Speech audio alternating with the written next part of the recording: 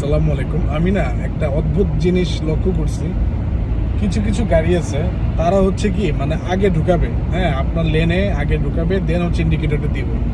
কেন? এটা কারণ হচ্ছে তারা যেন আপনি যেন ব্লেম না করতে পারেন যে আপনি কেন আমার লেনে ঢুকছেন। হ্যাঁ, ওরা কি বলবে? ওরা বলবে কি হচ্ছে যে ইন্ডিকেটর তো দেওয়া আছে, আপনি কেন দেখলেন না? ইন্ডিকেটর দেওয়া আছে। এখন কথা হচ্ছে যে তারা কেন আগে গাড়িটা ঢুকায়, দেন হচ্ছে ইন্ডিকেটরটা দেয়, বা অর্ধেক আগে ঢুকাই দেবে গাড়িটা, এরপর ইন্ডিকেটরটা দেবে কেন? এটা আমি বলি।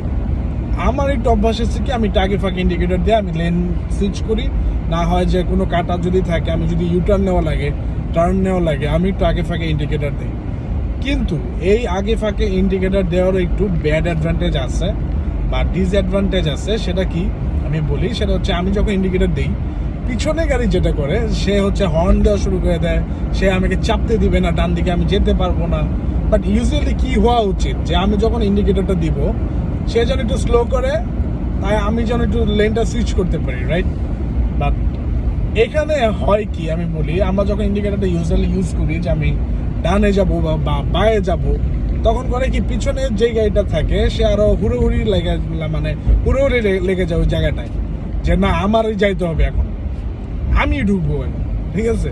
সো এই কারণে বেশিরভাগ গাড়ি করে কি আগে ঢুকাবে, দেন হচ্ছে ইন্ডিকেটর ইউজ করে, বা আগে অর্ধেক ঢুকায় দেন হচ্ছে ইন্ডিকেটর ইউজ করে, যেন তারা মানে অন্য কেউ যেন তাকে ব্লেম না করতে পারে যে why did you cut my lane, যেন অন্য কেউ তাকে ব্লেম না করতে পারে।